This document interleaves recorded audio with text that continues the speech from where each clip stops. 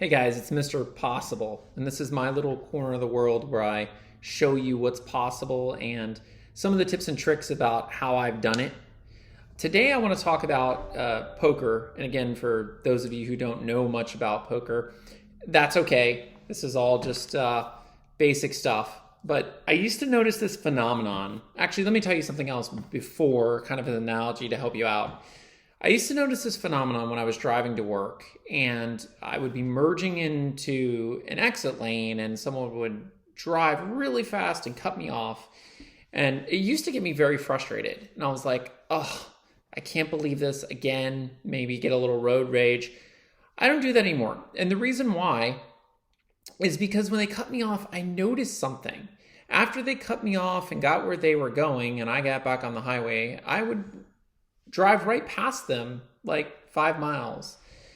And the reason I bring this up is sometimes when you're trying to do the possible, it looks like everybody else is like so far ahead of you. Like they're just blasting off. It's kind of like in a marathon when you go run a marathon, everybody at the start of the marathon runs as fast as they can, especially amateurs.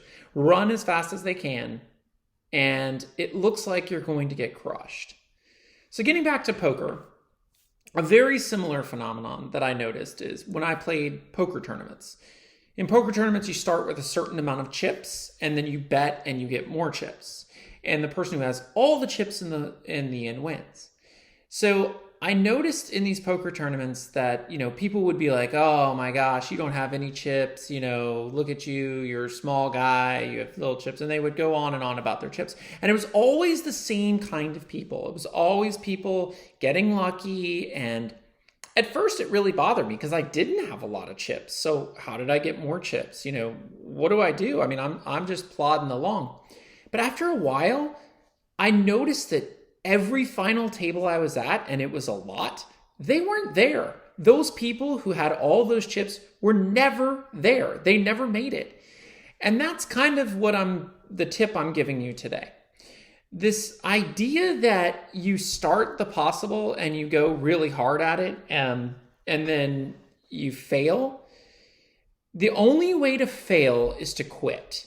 So if you want to go your pace, go your pace. Just go hard at your pace. Do the very best you can. When I'm sitting there in the tournament and I have a small amount of chips and I'm playing the best I can, I'm doing the very best I can. Don't be intimidated by the people who are, driving the big fancy cars. Or if you're losing weight, the people that are exercising every single day, just religiously, and they look like a model, and you just don't know how you're ever going to get there. Don't be intimidated by them, because the facts say, and every experience I've ever had is the people who are gung-ho in the beginning lack one thing, and that's commitment. If you can just follow through every single day at the same speed or just a little improved speed, you will get there. And that's a very valuable lesson that I have learned. That's why when I have these days where I'm just exhausted and it's so hard and, I just do it anyway.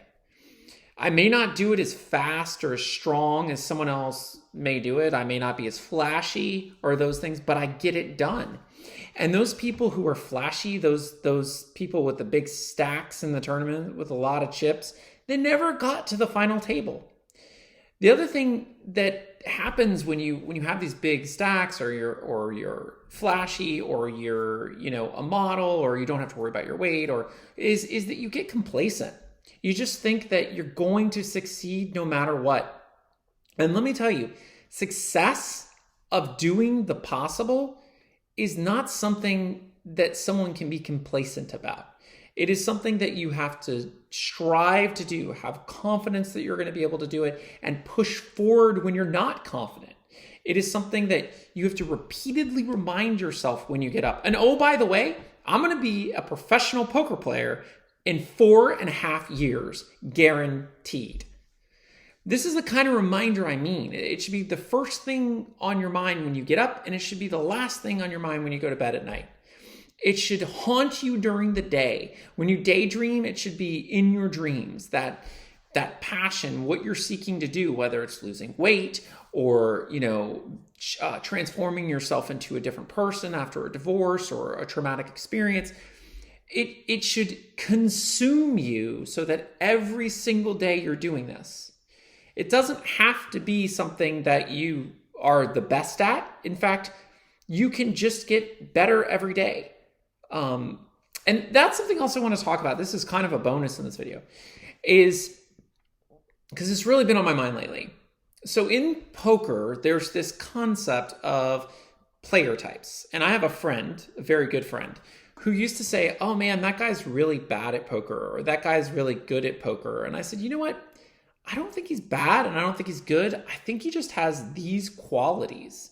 I think these qualities make the type of player that you're saying. So that might be a player that does, is very aggressive, or it might be a player that's very passive. It might be a player that, plays aces really hard, those sorts of things.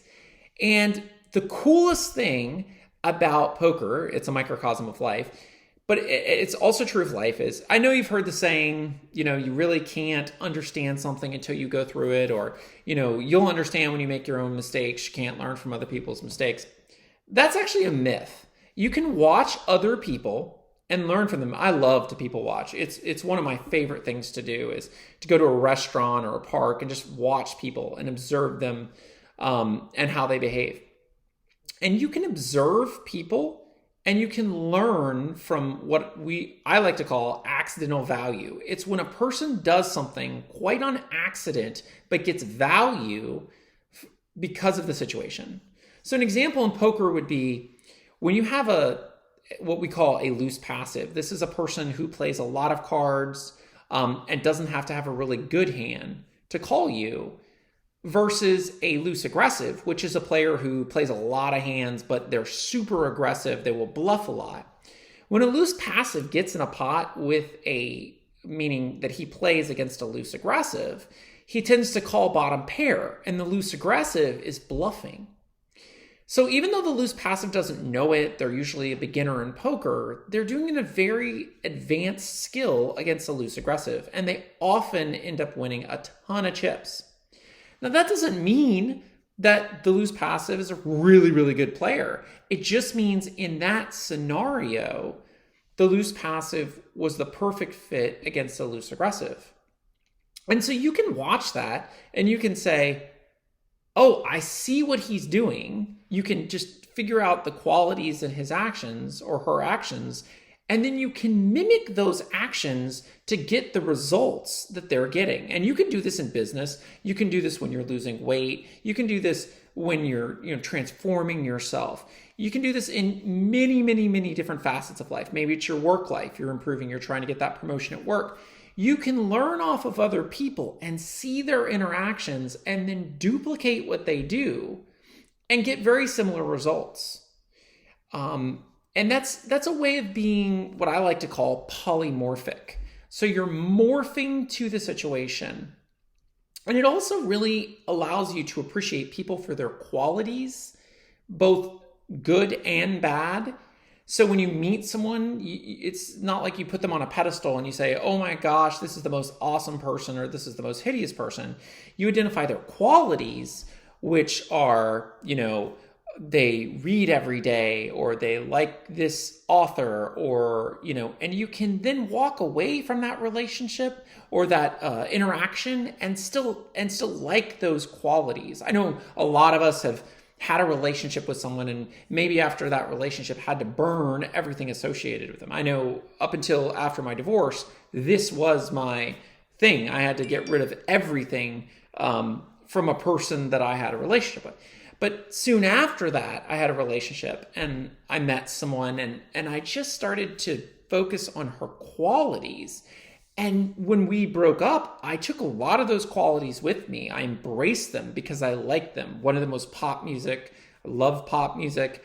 And just those, that being able to discern between a person's qualities and their character, and not really villainizing them or making them into a hero, is essential to essentially being able to watch people, to learn from them, to see what they did in order for you to complete the possible even faster and more efficiently.